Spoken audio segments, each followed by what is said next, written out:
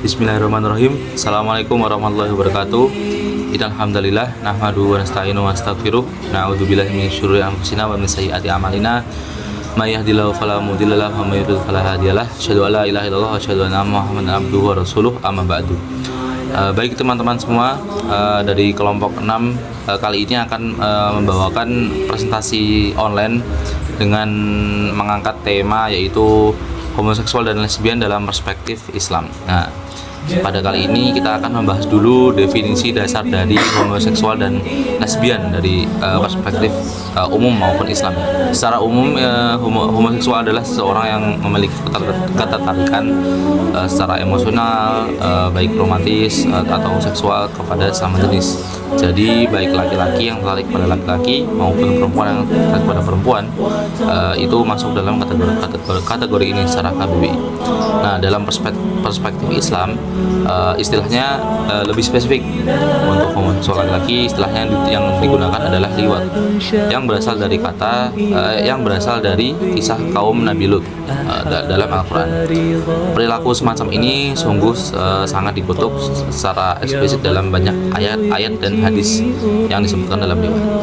Lalu untuk hubungan sama jenis yang melibatkan perempuan itu dinamakan sihak.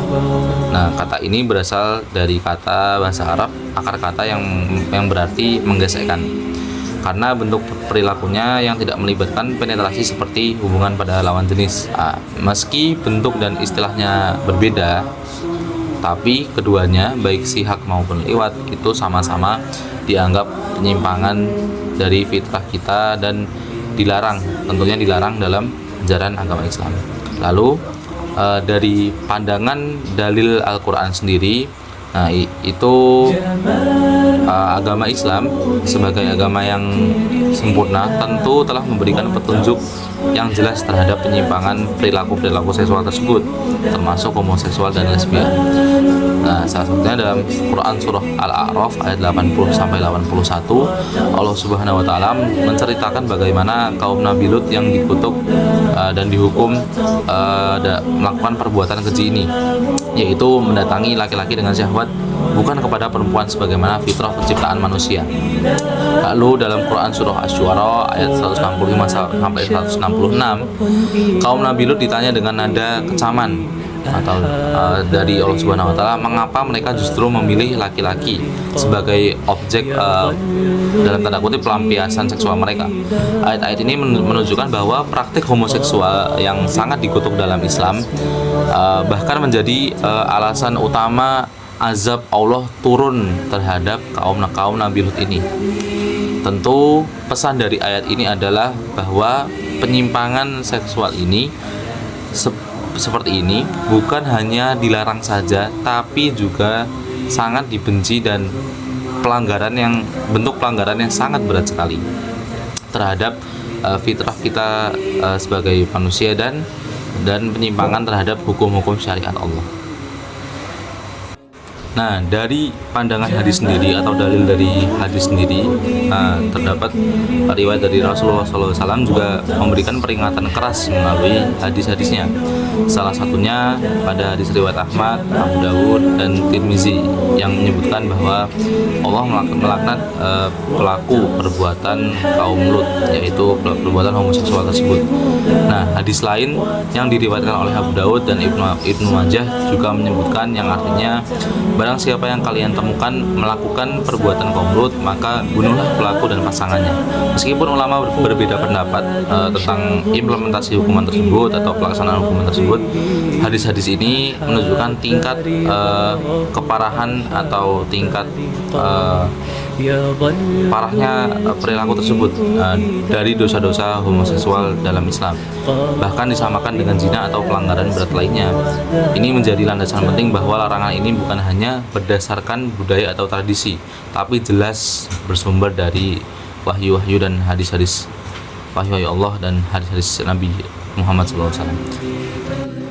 Lalu menurut pendapat ulama sendiri, semua ulama dari mazhab utama atau mazhab yang 4 dalam Islam, yaitu mazhab Hanafi, Maliki, Syafi'i, dan Hambali sepakat bahwa homoseksual dan lesbian hukumnya haram. Namun perbedaan muncul pada jenis-jenis hukumannya.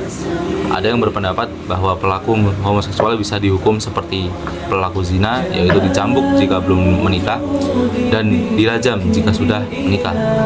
Sebagian lainnya memutuskan hukumannya yaitu takzir, yaitu hukuman yang diserahkan kepada kebijaksanaan hakim atau kebijaksanaan sang pengadil.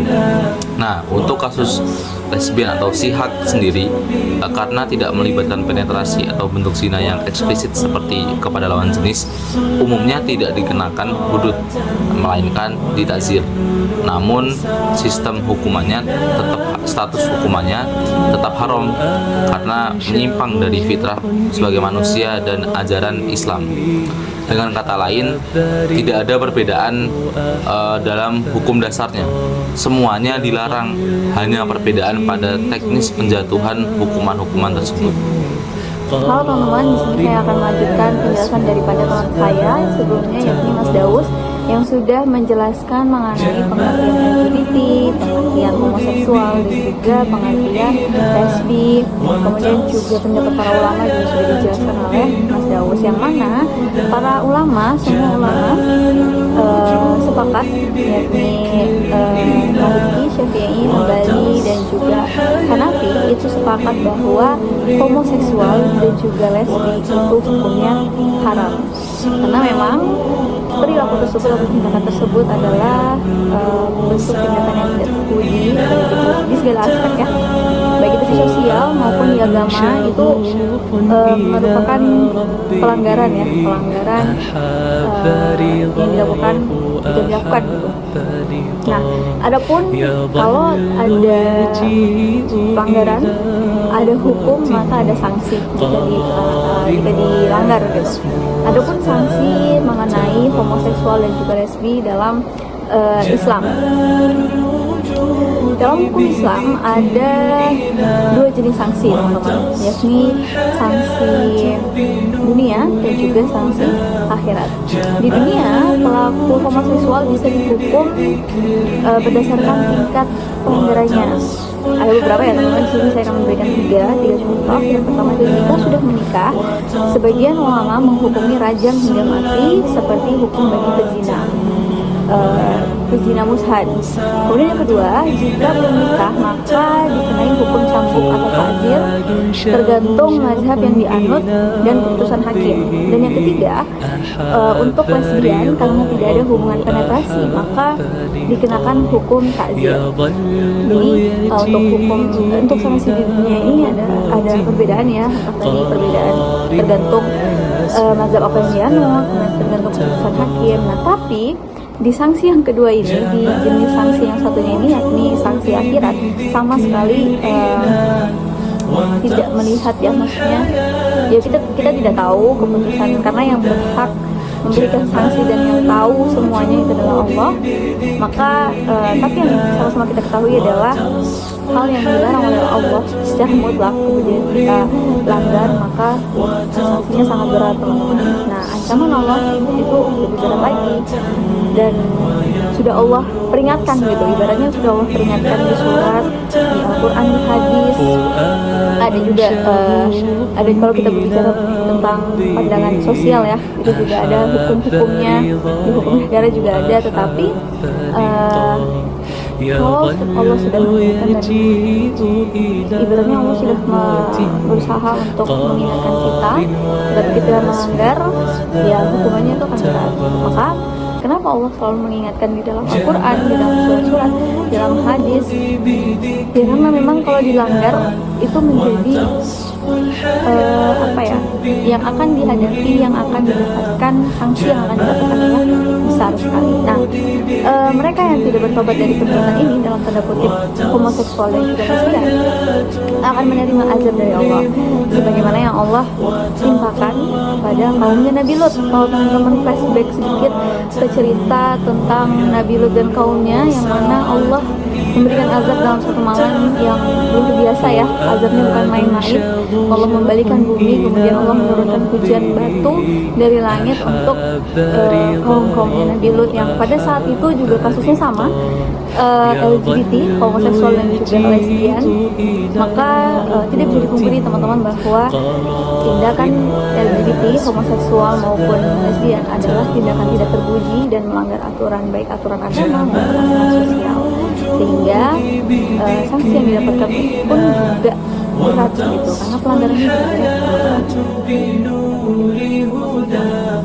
جمال الوجود بذكر الإله وتصفو الحياة بنور هدى وتطلب نفس له طاعة ويبلغ سعد إلى منتهى فؤاد شغوف إلى ربه أحب رضاه أحب لقاه يظل يجيء إلى ربوة قرار ويسمو وذا مرتبى gitu, karena pelanggarannya juga berat. جمال الوجود بذكر الإله وتصفو الحياة بنور هدى جمال الوجود بذكر الإله وتصفو الحياة بنور هدى وتطلب نفس له طاعة ويبلغ سعد إلى منتهى فؤاد شغوف إلى ربه أحب رضاه أحب لقاه يظل يجيء إلى ربوة قرار ويسمو وذا مرتبى. Baik teman-teman, jadi setelahnya saya akan menjelaskan tentang poin peran orang terdekat dalam pencegahan LGBT. Jadi peran orang terdekat ini sangat dibutuhkan dan sangat penting dalam pencegahan LGBT. Nah, yang pertama adalah peran pendidikan agama sejak dini.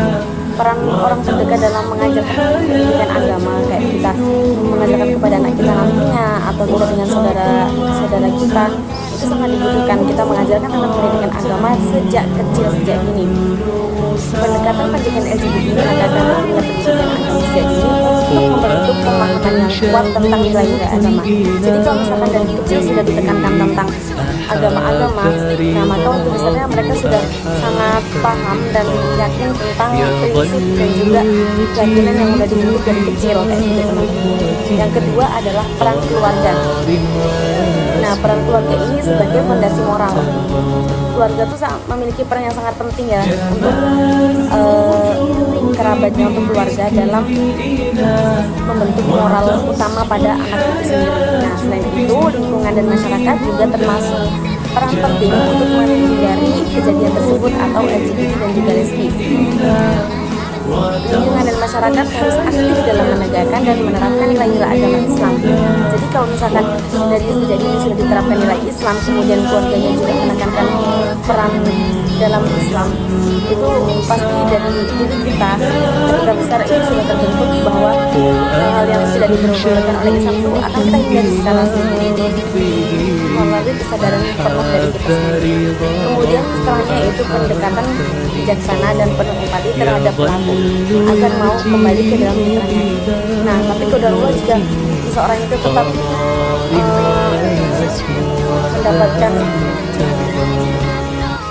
Nah, tapi teman-teman, kalau misalkan qadarullah orang itu terkena LGBT atau lesbi sebagai pelakunya, maka kita harus menasihati dan juga mengarahkan agar dia mau kembali ke dalam fitrahnya, bahwa perempuan itu sebaiknya berpasangan dan seharusnya berpasangan dengan laki-laki, begitu sebaliknya. Seperti itu. Dan kurang lebihnya akan minta maaf. Nanti selanjutnya